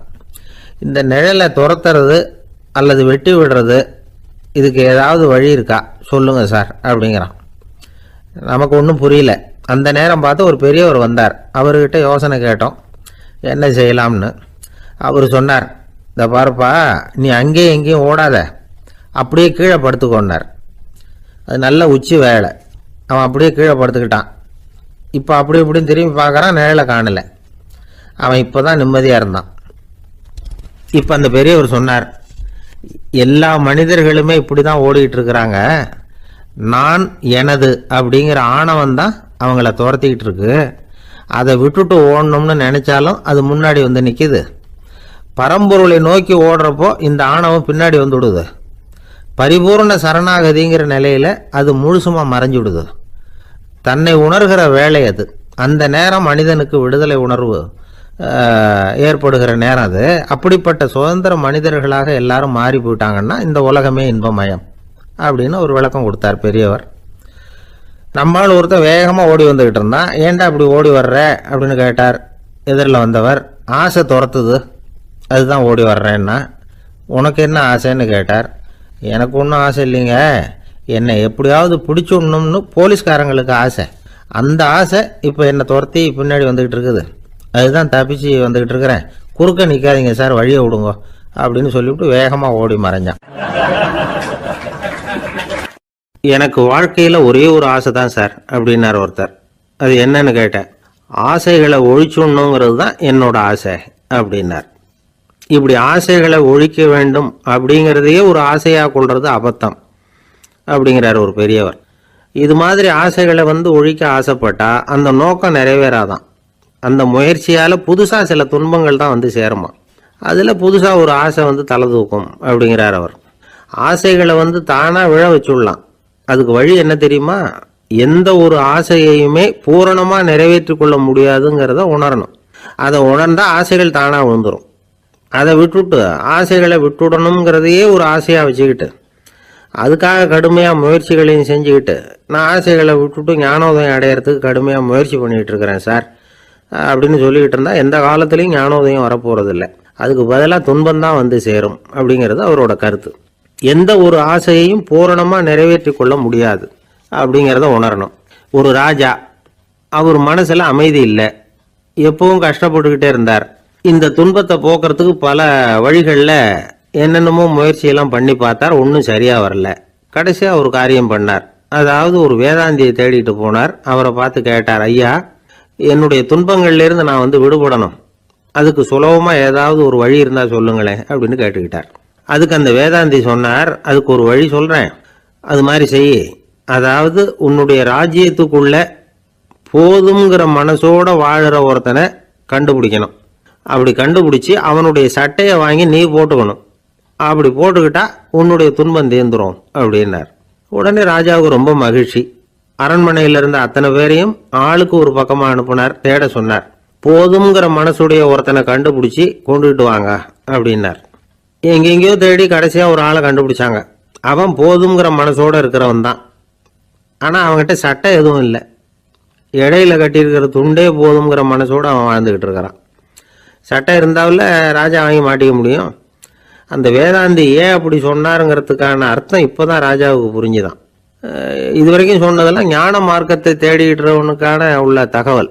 இப்போ இன்னைக்கு இளைஞர்கள் இதை கேட்டுவிட்டு நமக்கு ஆசையே வேணாம் அப்படின்னு முடிவு பண்ணிவிட்டா வாழ்க்கையில் முன்னேறவே முடியாது. நம்முடைய முயற்சிக்கு ஆசை தான் தூண்டுகோல். அதனால் இந்த ஆசையையும் அந்த ஆசையையும் போட்டு குழப்பிக்கக்கூடாது. ஆனால் ஒன்று, பேராசை நமக்கு தேவையில்லை. நாம் படுற ஆசையிலேயும் ஒரு நியாயம் இருக்கணும். ஏன்னா நம்மளில் சில பேர் நீங்கள் தான் சார் சொன்னீங்க, அதனால தான் ஆசைப்பட்டேன், அரை தான் கிடைச்சது மிச்சம் அப்படிம்பாங்க கன்னத்தை தடவிக்கிட்டே. அதனால் இப்போல்லாம் எந்த தகவலை சொன்னாலும் ரொம்ப எச்சரிக்கையாக இருக்க வேண்டியிருக்குது. ஒரு ஆள் ஒரு கடை வச்சு வியாபாரம் பண்ணிகிட்டு இருந்தான். அவனுக்கு ரொம்ப பேராசை, நிறைய பணம் சேர்க்கணும்னு. திடீர்னு ஒரு நாள் அவனுக்கு உடம்பு ரொம்ப சுகம் இல்லாமல் போயிட்டுது. இனிமேல் பிழைக்கிறது கஷ்டங்கிற நிலைமை. மரணப்படுகையில் இருக்கிறான். சொந்தக்காரங்கள்லாம் சுற்றி உட்காந்துருக்குறாங்க. இவன் மெதுவாக கண்ணை திறந்து பார்க்குறான். என் வீட்டுக்காரி எங்கேன்னா, இதோ இருக்கேன் அப்படின்னாங்க அந்த அம்மா. பசங்கள்லாம் எங்கேங்கிறான், இதோ பக்கத்தில் தான் நின்றுட்டு இருக்கிறோங்கிறாங்க. பொண்ணுங்க எங்கேங்கிறான், எல்லாம் இங்கே தான் இருக்கிறோம் அப்படிங்கிறாங்க. எல்லாம் இங்கே தான் பக்கத்தில் தான் இருக்கோம், நீங்கள் கவலைப்படாதீங்கன்னு சொல்கிறாங்க எல்லாம். அவன் மெதுவாக கஷ்டப்பட்டு வாயை திறந்து, அட பாவிங்களா, எல்லாரும் இங்கே இருந்தால் அங்கே கடையை யார் கவனிக்கிறது அப்படின்னானா. ஜப்பான்ல உள்ள ஒரு புத்த விகாரை, அங்க ஒரு வயசான பௌத்த குரு தங்கியிருக்கிறார். ஒரு நாள் ராத்திரி கடுமையான குளிர், அவரால் தாங்க முடியல. பார்த்தார், மரத்துல செஞ்ச புத்த சிற்பங்கள் அங்க நிறைய இருந்தது. அதுல ஒன்றை எடுத்து அதுக்கு தீ மூட்டி அந்த நெருப்புல குளிர் காஞ்சிக்கிட்டு இருக்கிறார். மர சிற்பம் தீ வச்சதும் படபடன்னு வெடிக்க ஆரம்பிச்சுட்டுது. அந்த சத்தத்தை கேட்டதும் அந்த புத்த விகாரையின் குருக்கள் வெளியில ஓடி வந்தார். இவர் ஆனந்தமா குளிர் காஞ்சிக்கிட்டு இருக்கிறார். அவரால் பொறுத்துக்க முடியல. தெருவில் தெரிஞ்சுக்கிட்டு இருந்த அந்த பெரியவரை இங்கே தங்க அனுமதிச்சதே அவர் தான். இவர் இப்படி பண்ணுறாரேன்னு நினச்சிக்கிட்டே அவரை கோபமாக பார்த்தார். ஏன் இப்படி கோபமாக பார்க்குறீங்க, இப்படி உட்காருங்க அப்படிங்கிறாரு இவர். அவருக்கு இன்னமும் கோபம் வந்துட்டுது. எங்கள் கடவுளை எரிச்சுட்டீங்களே அப்படின்னு சத்தம் போட்டாராம். அப்படியா அப்படின்னு கேட்டுக்கிட்டே அந்த சாம்பலை கிளறினார் இவர். என்ன செய்கிறீங்கன்னு கேட்டிருக்காரு அவர். நான் எலும்புகளை தேடுறேன்னாராம். நீங்கள் ஒரு பைத்தியம், இது ஒரு மர சிற்பம், இதில் எலும்புகள் கிடையாது அப்படின்னாராம். அவருக்கு கோபம் வந்துட்டுது. உடனே வெளியில் போங்கன்னு கத்தியிருக்கார். வெளியில் தள்ளி கதவையும் சாத்தி விட்டாராம். மறுநாள் காலையில் கதவை திறந்து பார்த்தா அந்த வயசான பெரியவர் ஒரு மயில்கல் மேலே சில காட்டு பூக்களை வச்சு புத்தம் சரணம் கச்சாமின்னு சொல்லிக்கிட்டே இருக்கிறார். இவருக்கு சந்தேகமாக போட்டுது. கிட்ட போனார். என்ன செஞ்சுக்கிட்டு இருக்கீங்கன்னு கேட்டார். இது என்னுடைய காலை நேர பிரார்த்தனைனாராம். நிஜமாவே நீங்கள் ஒரு பைத்தியமாக தான் இருக்கணும், ஏன்னா அது ஒரு மயில்கல் அப்படின்னாராம். இப்போ அந்த பெரியவர் சொன்னாராம், நீங்கள் ஒரு மரத்தை புத்தராக நினைக்கும் பொழுது நான் ஏன் ஒரு மயில்கல்ல புத்தராக நினைக்கக்கூடாது? நான் புத்தரை எரிக்கலாம், ஏன்னா அவரை நான் நேசிக்கிறேன். அந்த சிற்பம் மரத்தால் ஆனதுங்கிறது எனக்கு தெரியும். நான் ஒரு மயில்கல்லை தொழலாம், ஏன்னா அது எனது பூக்களை தாங்குது. நான் இந்த மயில்கல்லுக்குள்ளே மறைஞ்சிருக்கிற புத்தரை பார்க்குறேன். யாராவது ஒரு சிற்பி இதை சிலையாக்கினாதான் நீங்கள் புத்தரை பார்க்க முடியும்.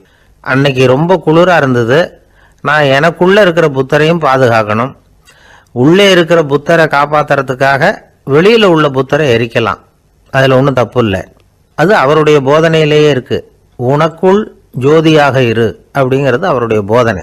என்னுடைய புத்தர் குளிர்ல நடுங்கிட்டு இருந்தார். அந்த மர சிற்பங்கள் வெயில் மழையில உணர்ச்சி இல்லாம இருந்தது, அதனால அப்படி பண்ணினேன். ஆனா நீங்க என்ன பண்ணீங்க? நான் ஒரு மர புத்தரை எரிச்சதுக்காக உயிருள்ள புத்தரை வெளியில தள்ளி கதவை சாத்தினீங்க அப்படின்னாராம் அந்த பெரியவர். உண்மையான பக்திங்கிறது இதுதான். அதாவது உனக்குள் ஜோதியாக இரு அப்படின்னு புத்தர் சொன்னார் இல்லையா, அது மாதிரி தனக்குள் ஜோதியாக இருக்கிற இந்த காலத்து ஆசாமிகள் நிறைய பேர் உண்டு. எப்பவும் போதையிலேயே இருக்கிறவங்க. ஒரு நாள் நடு ராத்திரி ஒரு மது கடையில ஒரு ஆள் அங்குள்ள சிப்பந்திகள் கிட்ட கேட்டுக்கிட்டு இருக்கிறான். மறுபடியும் இந்த கடை எப்போ திறப்பாங்கன்னு கேட்டானா. நாளைக்கு காலையில 8 மணிக்கு திறப்பாங்க அப்படின்னு நானா அங்க இருந்த ஆள். அவன் திருப்பி திருப்பி அதையே கேட்டுக்கிட்டு இருக்கான். இவனுக்கு பதில் சொல்லி சொல்லி அழுத்து போச்சு. அதான் சொல்றேன் ஐயா, நாளைக்கு காலையில வா அப்படின்னாங்களாம். அதுக்கு இவன், நான் வர்றதுக்காக கேட்கலையா, நேத்திக்கு வந்தவன் உள்ளேயே மாட்டிக்கிட்டேன், வெளியில போறதுக்காக கேட்டேன் அப்படின்னானா. ராமகிருஷ்ணர் வாழ்ந்த காலத்துல நடந்த ஒரு நிகழ்ச்சி இது. அப்போ ஒரு ஓவியர் இருந்தாராம். அவருக்கு ஒரு ஆசை, ராமகிருஷ்ணர் படத்தை வரையணும். அதை அவர்கிட்டயே கொண்டுட்டு போய் காட்டி அபிப்பிராயம் கேட்கணும். இதுதான் அந்த ஓவியரின் ஆசை. உடனே ராமகிருஷ்ணர் படத்தை வரைஞ்சி முடித்தார். அதை எடுத்துக்கிட்டு போனார். இவர் போன சமயம் அங்கே ராமகிருஷ்ணர் சீடர்களோடு உட்காந்துருக்கிறார். விவேகானந்தர் அங்கே இருக்கிறார். இந்த ஓவியர் கொண்டுகிட்டு போய் தான் வரைந்த ஓவியத்தை அவர்கிட்ட காட்டினார். ராமகிருஷ்ண பரமஹம்சரின் ஓவியத்தை ராமகிருஷ்ணர்கிட்டயே காட்டுறார். ராமகிருஷ்ணர் என்ன பண்ணார் தெரியுமா? அந்த படத்தை பார்த்தார். உடனே அது காலை தொட்டார். குருதேவருடைய இந்த செயல் சீடர்களுக்கு ரொம்ப வியப்பை உண்டு பண்ணிச்சு. சில பேர் மனசுக்குள்ளேயே ரொம்ப குழம்பி போக ஆரம்பிச்சிட்டாங்க, என்ன இப்படி பண்ணுறாருன்னு. என்ன இது அவரோட படம், அவரே அவரோட படத்தின் காலை தொடுறார் அப்படின்னு யோசிச்சாங்க. சில பேர் ஒன்றும் புரியாமல் ஒருத்தர் பார்த்து சிரிச்சுக்கிட்டாங்க. அந்த இடத்துல சீடர்கள் மட்டும் இல்லை, சீடர் அல்லாத பல பேர் இருந்தாங்க. தன்னுடைய காலை தானே தொடர இவருடைய செயல் பற்றி என்ன நினைக்கிறது அப்படின்னு அவங்களும் குழம்பி போய் நிற்கிறாங்க. அந்த படத்தை வரைஞ்சி அவர்கிட்ட காட்டின அந்த ஓவியருக்கும் அதிர்ச்சி. இருந்தாலும் அவர் சீடர் கிடையாது, அதனால் கொஞ்சம் துணிச்சலை வர வச்சுக்கிட்டு கேட்டார், என்னங்க இது, என்னால் என்னுடைய கண்களையே நம்ப முடியல, இது உங்கள் சொந்த உருவப்படம், நீங்கள் உங்கள் சொந்த கால்களையே தொடுறீங்க, இது எங்களுக்கு கொஞ்சம் சங்கடமாக இருக்குதே அப்படின்னார். ராமகிருஷ்ணரின் கண்களில் ஆனந்த கண்ணீர் வழிஞ்சுதான். அவர் சொன்னாராம், இது என்னோட படம்ங்கிறது எனக்கு தெரியும், ஆனால் இது என்னோட படம்ங்கிறதுனால நான் இதோட காலை தொடலை. நீ என்னுடைய சமாதி நிலையை இந்த படத்தில் படம் பிடிச்சி காட்டியிருக்கிற, அதனால் அதோட காலை தொடறேன். சமாதி நிலையில் யார் இருந்தாலும், அது என்னுடைய படமாக இருந்தாலும் சரி அல்லது வேற யாருடைய படமாக இருந்தாலும் சரி, படம் யாருதுங்கிறது முக்கியம் இல்லை. இதில் எது முக்கியம்னா அது தன்னை உணர்ந்த ஒரு உணர்நிலையின் படம். அப்படி இருக்கிறப்போ அதோட காலை நான் தொடணும். அதுக்கு நீங்கள் எல்லாரும் ஏன் சங்கடப்படுறீங்கன்னு எனக்கு தெரியல அப்படின்னாராம். இப்போ தான் அங்கே இருந்து சீடர்களுக்கும் மற்றவங்களுக்கும் விவரம் புரிஞ்சுதான். இதுக்கு முன்னாடி யாரும் செய்யாததை இவர் செஞ்சிருக்கிறார், ஆனால் அவருடைய காரணம் ரொம்ப நியாயமானது அப்படிங்கிறத உணர்ந்தாங்களாம். இதுவரைக்கும் ஆன்மீகத்தில் சமாதி நிலை, அதாவது தன்னை உணர்ந்த நிலை பற்றி புரிஞ்சுக்கிட்டோம். இல்லறத்தில் ஏற்படக்கூடிய சமாதி நிலை பற்றி உங்களுக்கு தெரியுமா? ஒரு அம்மா டாக்டர்கிட்ட வந்து சொன்னாங்களாம், டாக்டர், என் வீட்டுக்காரருக்கு உடம்புல ஏதோ கோளாறுன்னு நினைக்கிறேன், நான் எவ்வளவு நேரம் பேசினாலும் காதில் விழாத மாதிரி உட்கார்ந்துருக்கிறார் அப்படின்னாங்களாம். அதுக்கு அந்த டாக்டர் சொன்னாராம், அம்மா, அது உடம்பு கோளாறு இல்லை, அது ஒரு பெரிய திறமை அப்படின்னாராம். ஒரு ஏரி ஓரமா 2 பசங்க நடந்து போயிட்டு இருக்கிறாங்க. அதுல ஒருத்தன் பணக்கார வீட்டு பையன், இன்னொருத்தன் ஏழை. இவங்க 2 பேரும் போயிட்டு இருக்கிறாங்க. வழியில் ஒரு இடத்துல ஒரு ஜோடி செருப்பு இவங்க கண்ணில் படுது.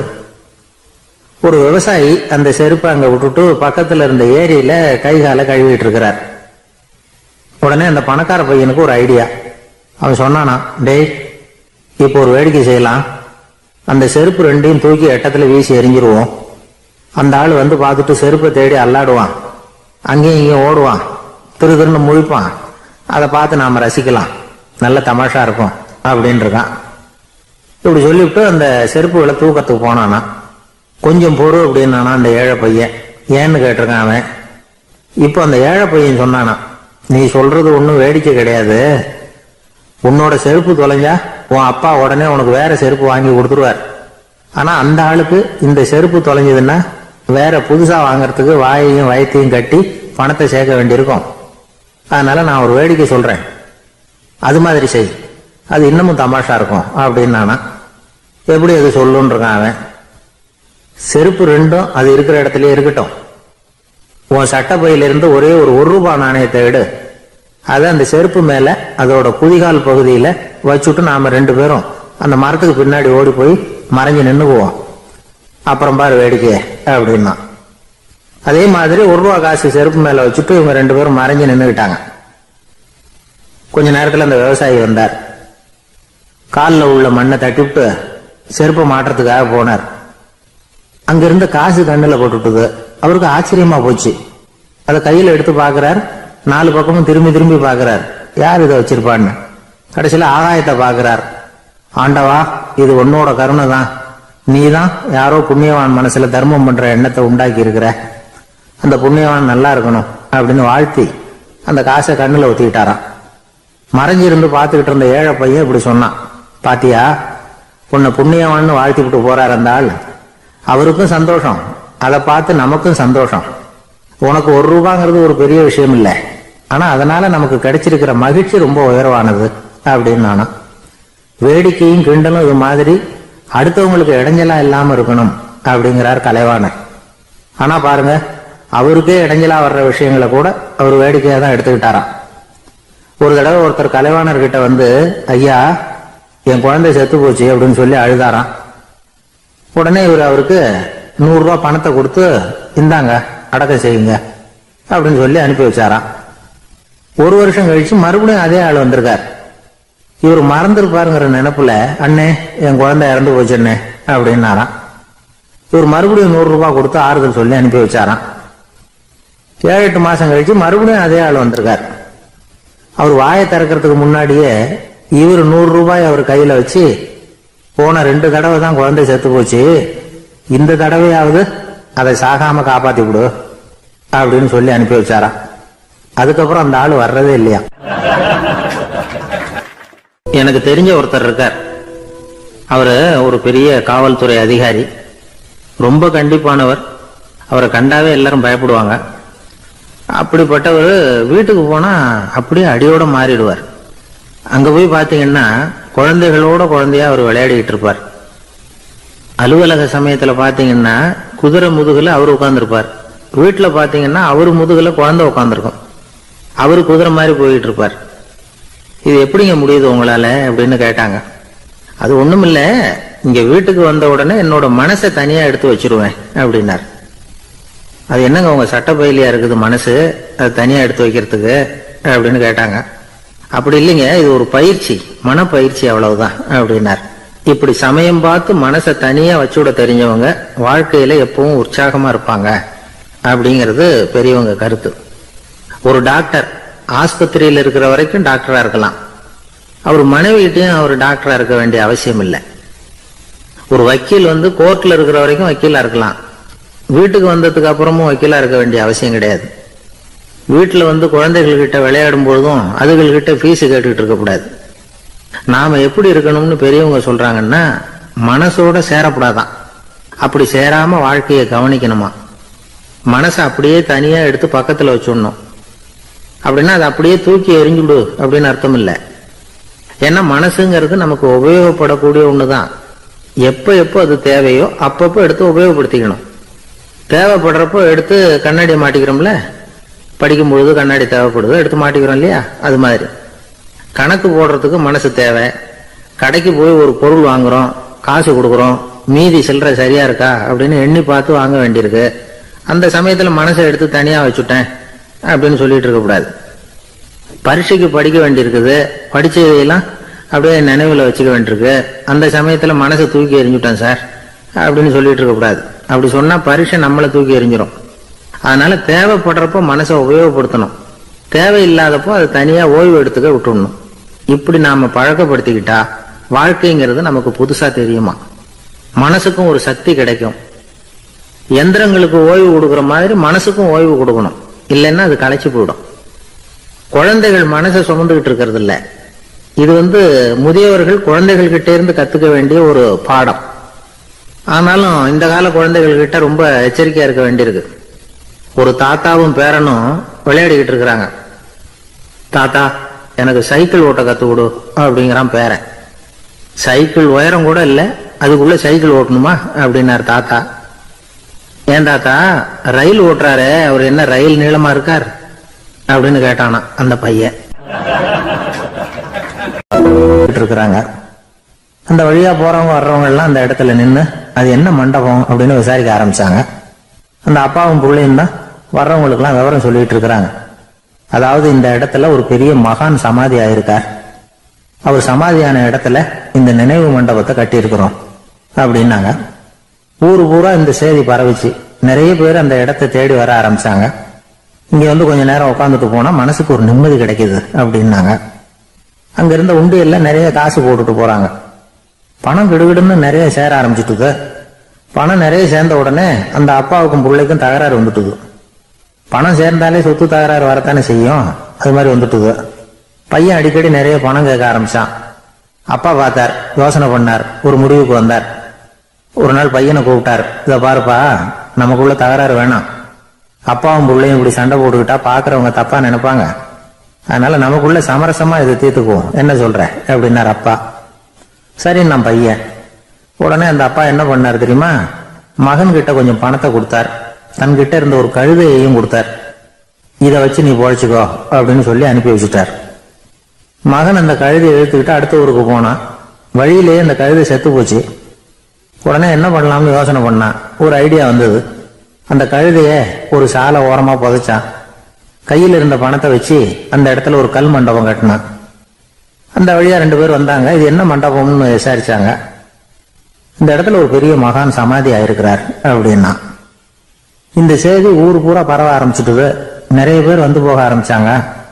இங்க வந்தா மனசுக்கு ஒரு பெரிய நிம்மதி கிடைக்குது அப்படின்னு வேற சொல்ல ஆரம்பிச்சாங்க. வர வர கூட்டம் அதிகமா வர ஆரம்பிச்சுட்டுது. உண்டியல்ல பணம் நிறைய சேர்ந்துட்டுது.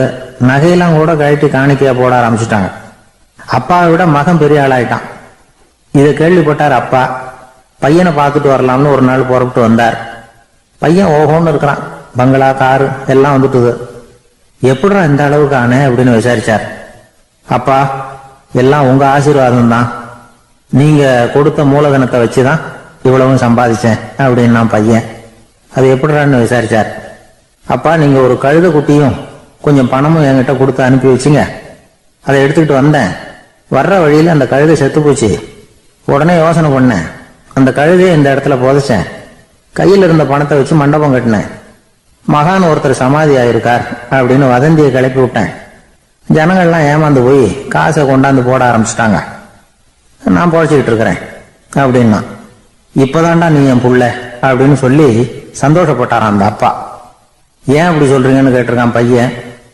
கழுத குட்டியை புதைச்சி மண்டபம் கட்டி இருக்கிற நீ, ஏற்கனவே நம்ம ஊர்ல நாம கட்டி இருக்கிறோமே மண்டபம், அது இந்த கழுதையோட அம்மாவை புதைச்ச இடம். மகான் சமாதி ஆயிருக்காருன்னு நானும் சும்மா கப்சா தான் விட்டுக்கிட்டு இருக்கேன் அப்படின்னாராம் அப்பா. முட்டாள் ஜனங்களை நினைச்சு அந்த 2 பேரும் சத்தம் போட்டு சிரிச்சாங்களாம். மனுஷனை மனுஷன் ஏமாத்துறது ரொம்ப சுலபம். என் கூட படிச்ச ஒருத்தன் திடீர்னு ஒரு நாள் எல்லாருக்கும் அருள் வாக்கு சொல்ல ஆரம்பிச்சுட்டான். அவன் ஒரு ஆபீஸ்லயும் வேலை பார்க்கறான். ஆபீஸ்ல உள்ளவங்க எல்லாம் அவங்ககிட்ட அருள் வாக்கு கேட்கறது வழக்கம். ஒரு நாள் நான் அவன் முன்னாடி போய் உட்காந்து பேசிக்கிட்டு இருந்தேன்.